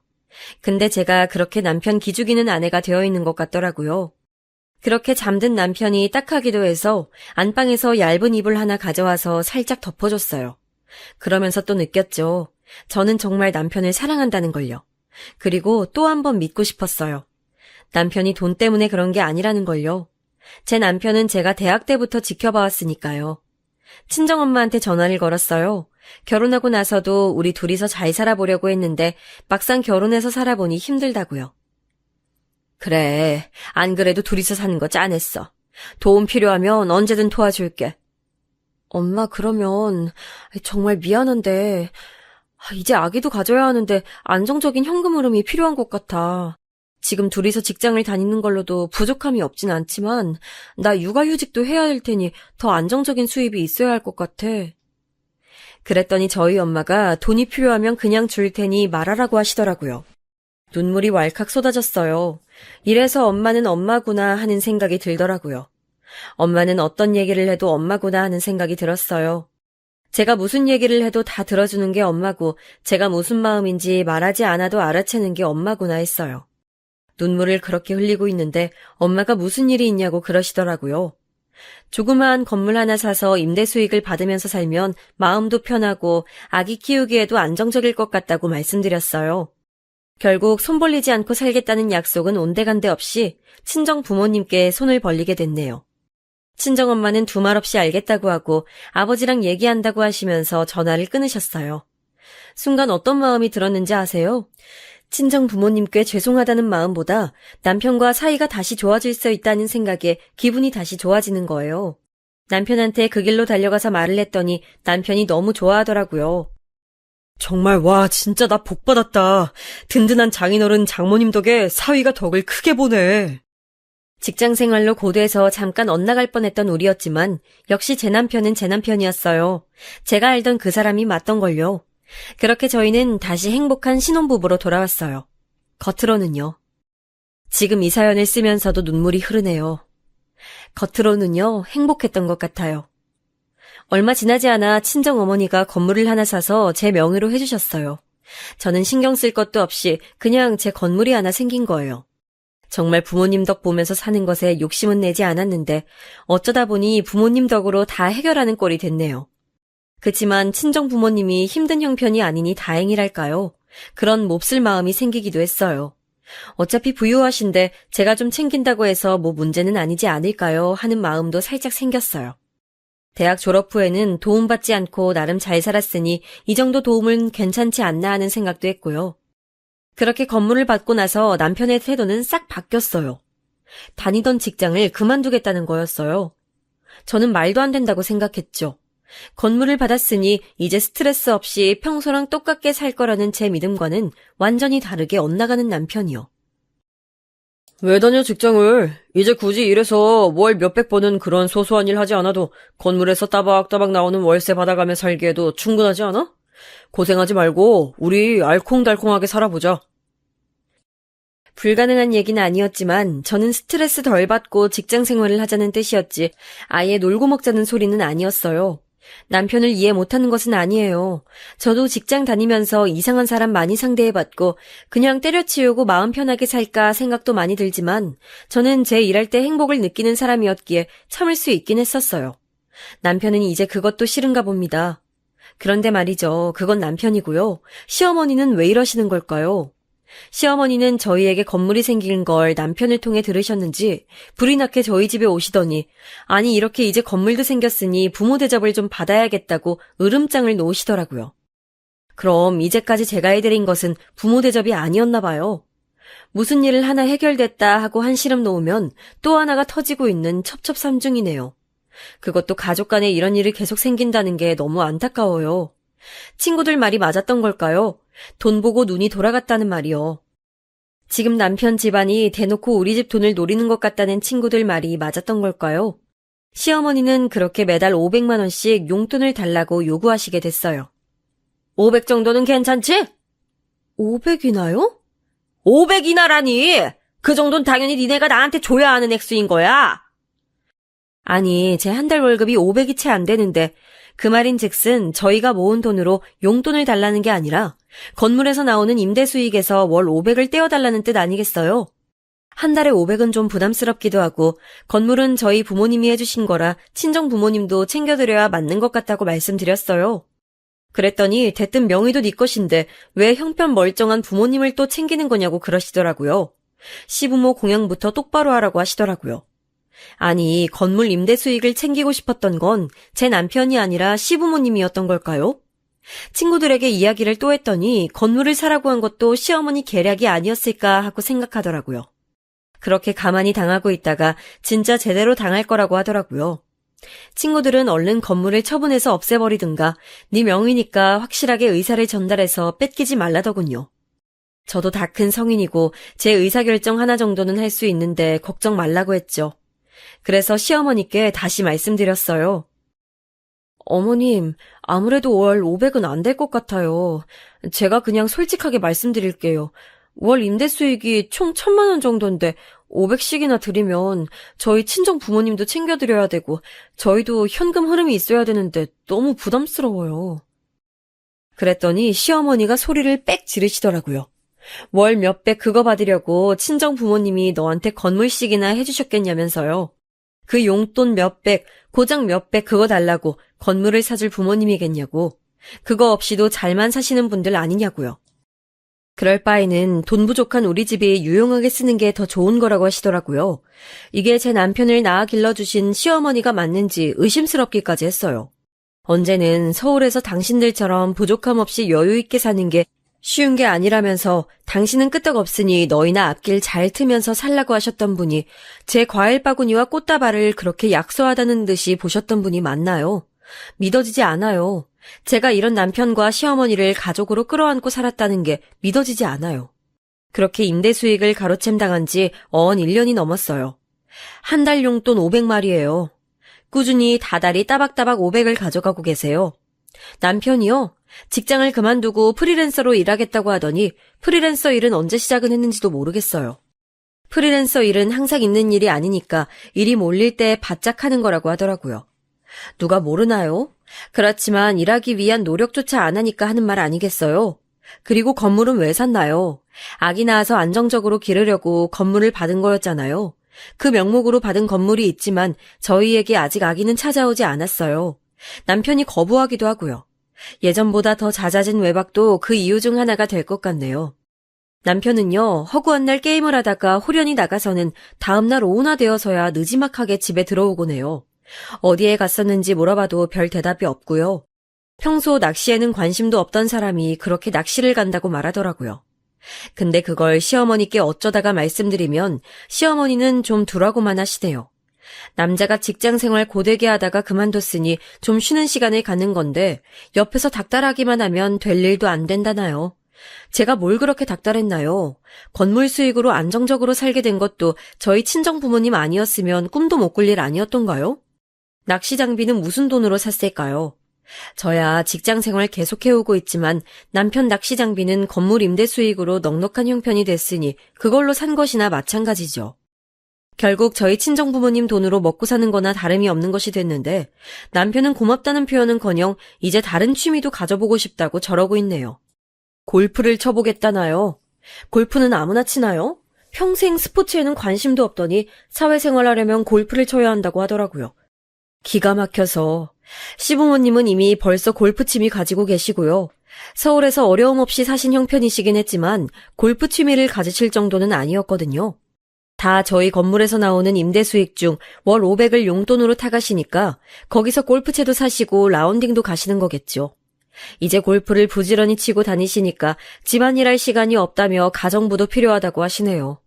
근데 너무하지 않나요? 물론 형편이 어렵진 않아요.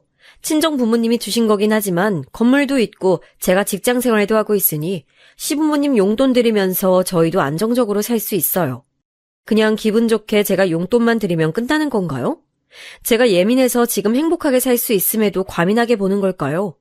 가족이 행복하면 저도 행복한 거라고 생각하고 살아왔는데 지금 가족들은 행복한 것 같은데 제가 행복하지 않은 것 같아요. 그렇다고 해서 저희 친정 부모님 형편이 어려워지신 것도 아니고 여전히 행복하게 잘 사시고 계시고 저도 경제적으로 안정적으로 되었고 남편도 낚시 취미하면서 여유 있게 살고 심지어 시부모님도 골프 치면서 하루하루 다들 행복해지게 된 것 같은데 왜 저는 우울하죠? 마음이 허한 건 아직 우리에게 아기가 찾아오지 않아서일까요? 아기가 무척 갖고 싶었던 것 같았던 제 남편은 이제 주말이면 낚시 여행 가기 바빠 집에 저를 혼자 두기 일쑤이고 평일에도 친구 모임이며 산악 모임이며 독서 모임 등등 무슨 요일별로 모임을 만들어 나가기 바빠요. 모임이 생겨서 그런지 외모에도 부쩍 신경 쓰네요. 원래도 인물이 훤칠했던 남편이라 꾸미는 게 불만인 건 아니에요. 밖에 잠깐 나갈 때도 기왕이면 깔끔하게 꾸미면 좋잖아요. 남편이 원래 꾸미는 성격은 아니었지만 제가 늘 깔끔하게 다니게끔 신경 써주긴 했지만 이제는 제가 없이도 척척 잘 꾸미고 다니네요. 외박이요? 이제 외박만큼은 하지 않아요. 그렇지만 집에 일찍 들어오는 건 아니에요. 오후에 나갔다가 새벽에 들어오기도 하고요. 아예 밤늦게 나갔다가 새벽에 들어오는 것은 외박이 아니라며 못을 박을 때도 있어요. 잠깐 몇 시간 나갔다 오는 것인데 단지 시간이 늦은 것뿐이래요. 틀린 말은 아닌 것 같아서 그냥 두고 있어요. 제 친구들은 제가 답답하다네요. 그렇지만 제 남편이 딴 살림 차렸을 리도 없고 절대 그런 사람이 아니니까요. 남편이 며칠씩 외박하는 것도 아니고 낚시 여행 갈 때만 1박 2일로만 다녀오곤 하거든요. 낚시 가서도 사진을 꼬박꼬박 찍어보내면서 저에게 믿음을 주려고 많이 애쓰고 있기도 하고요. 그런데도 제가 행복하지 않달까요? 역시 돈이 다는 아닌 것 같아요. 돈이 이렇게 더 풍족해졌는데 모두가 각자 하고 싶은 걸 하면서 살고 있는데도 행복하지 않은 것 같아요. 아기도 찾아오려면 별을 봐야 딱이라도 할 텐데 아기가 찾아올 일도 많이 없어졌어요. 남편이 여러 모임을 갔다 오는 날이면 피곤해서 바로 골아떨어지거든요. 평소 부지런했던 사람이니 취미활동도 부지런히 하는 것 같아서 나빠 보이진 않는데 친구들은 자꾸 조심해야 한다고 하더라고요. 아무리 몇 년을 오래도록 봐온 사람이라도 모르는 거라고 하더라고요. 왜 그런 말이 있잖아요. 열길 물속은 알아도 한길 사람 속은 모른다는 말이요. 그런 말이 있는 줄은 알지만 제 남편이 그런 사람일 거라고는 생각하지 않아요. 제가 그렇게 사람 보는 눈이 없진 않거든요. 자꾸 남편만 바라보지 말고 너도 취미를 가져보라는 친구들의 등살에 저도 나름 취미를 가져보려고는 했지만 저는 딱히 돈이 드는 취미를 할 줄도 모르고 그저 집에서 책이나 읽고 영화나 보는 일생이 좋아서 취미를 하기 위해 밖에 나가서 모임을 해야겠다는 필요성은 느껴지지 않아요. 그래서 더더욱 집에 있게 되는 것 같아요. 뭔가 오지 않는 주인을 기다리는 똥강아지가 저 같은 느낌이 들어서 괜히 슬퍼지기도 하는데 저희는 딱히 다른 문제가 없거든요. 단지 요즘 걱정거리는 시어머니가 용돈을 올려달라는 거? 아유, 내가 이번에 동창회를 나가는데 내 친구들 싹 다 좋은 것 좀 사주고 싶은데 500 갖고는 생활이 안 되네. 참, 아무 해달라는 건 아니다. 그냥 여유 되면 올려주든가. 대놓고 이런 말씀을 하시는데 사람 씀씀이라는 게 그렇잖아요. 월 200을 쓰다가 300을 쓰게 되면 그것에 맞게 씀씀이가 맞춰지고 월 500이 생기면 이제 그것에 맞게 씀씀이가 정해지잖아요. 그렇게 된 것 같아요. 점점 더 바라시는 시어머니가 한편으로는 이해가 안 되면서도 또 이해가 아예 안 되는 건 아니긴 했어요. 그렇지만 용돈을 이렇게 쉽게 올려드리면 다음에는 더 많이 올려드려야 할 상황이 오지 않을까 덜컥 겁이 나더라고요. 무한정 돈이 생겨나는 것도 아니고요. 그래서 곤란하다고 말씀드렸더니 대뜸 지금 돈 있다고 유세 떠는 거냐고 버럭 화를 내시더라고요. 세상에 언성을 높이는 시어머니는 아니었거든요. 이제 모두가 여유롭고 하고 싶은 거 하면서 살게 되어 행복하다고 여겼던 제가 물론 저는 허전함을 느끼긴 했지만 시부모님만큼은 행복하게 사신이 됐다 하고 마음을 놓았던 저였거든요. 돈 있다고 유세를 떨다뇨, 제가요? 제가 돈 있다고 유세를 떨어서 재산 많은 친정부모 자랑도 하지 않고 제가 모은 돈으로 결혼하고 살림 살았나요? 어떻게 그런 말씀을 하실 수 있는지 너무 상처받아서 그대로 전화를 끊어버리고는 남편한테 위로받고 싶어서 남편을 찾았어요. 물론 그때가 주말이라 낚시 여행을 가 있을 때였죠. 저는 몸도 약하고 추위도 많이 타서 따라가지 않았어요. 남편한테 하소연이라도 하려고 전화를 걸었더니 처음엔 받지 않더라고요. 배 타고 나갔나 보다 하고 생각이 들어서 소파에 누워서 멍하니 있는데 얼마 안 있다가 전화가 오더라고요. 남편이었어요. 여보 하고 전화를 받았는데 웬걸요? 옆에서 여자 목소리가 들리는 거 아니겠어요? 낚시하다 보면 근처에 여자가 있을 수도 있겠죠. 근데 그냥 그런 거 있죠. 그냥 싸한 거 말이에요. 그냥 느낌이 이상했어요. 여자 목소리가 들린 게 처음도 아니었는데 이상하게 왜 이렇게 기분이 안 좋았을까요? 옆에 누구야? 다른 낚시팀. 다른 낚시팀 누구? 몰라, 그냥 모르는 사람들이야. 왜 자꾸 물어? 근데 또 이상했어요. 왜 이렇게 말투가 둘러대는 것 같았을까요? 그래도 여자랑 있으면서 저한테 전화를 다시 하진 않겠지 하고 믿으면서 얘기를 이어나가려고 하는데 남편이 갑자기 좀 큰 게 잡힌 것 같아 이따가 다시 전화할게 여보 하더니 바로 탁 끊어버리더라고요. 아무리 월척을 낚았더라도 전화를 끊는 거랑 무슨 상관이죠? 통화하면서 월척은 못 낚나요? 뭘까요? 제가 요즘 예민해져서 남편이랑 사사건건 통화하면서 하소연하는 그저 그런 여자가 되어버린 걸까요? 남편이 전화하다가 절대로 먼저 끊어버리는 사람이 아니었는데 말이죠. 남편이 직장에 있었을 때는 당연히 근무 시간이니까 연락을 자제했었지만요. 취미생활하러 간 남편이랑 통화 정도는 할 수 있는 것 아닌가요? 월척을 낚으면 통화도 끊어버릴 정도로 그만큼 물고기 잡는 일이 중요했던 걸까요? 옆에 여자 목소리 때문에 제가 괜히 트집 잡고 싶었던 걸까요? 근데 옆에 여자 목소리는 과연 누구였을까요? 생각이 꼬리에 꼬리를 물어서 당최 그날은 잠자리에 들질 못했어요. 그 여자가 누군지 너무 궁금했어요. 그래서 전화를 걸었어요, 남편한테요. 이젠 전화를 받지 않더라고요. 전화는 못 받을 수 있죠. 맞아요. 바쁘다 보면 전화는 못 받을 수 있어요. 저도 그 정도는 알아요. 근데 말이죠. 전화를 못 받았다면 수시간대로 전화가 다시 오던 남편이었거든요. 근데 제가 그 여자 목소리를 들었기 때문일까요? 왜 남편은 다시 전화를 그날 하지 않은 걸까요? 남편이 낚시를 간 곳은 알고 있었어요. 그날 한달음에 그곳에 가서 확인해보고 싶은 마음도 있었죠, 속으로는. 하지만 못 갔어요. 남편을 믿고 싶기도 했고 진짜 그 여자가 남편 옆에 누워있는 걸 보기라도 한다면 저는 더 이상 살 수가 없을 것 같았거든요. 그냥 이게 제 상상이었다면 좋겠네요. 전 어떡하죠? 이제 모두가 행복한 줄 알았는데 저 빼고 모두가 행복한 길이었고 모두를 제외한 제가 불행해지는 길을 택했나 봐요. 다른 사람도 아닌 제가 저를 그렇게 만든 것 같아서 너무 슬퍼요. 저 이제 어떻게 해야 할까요? 아직 아무한테도 말도 못하고 혼자 끙끙 앓고 있다가 사연 보내요. 저 이제 어떡하죠?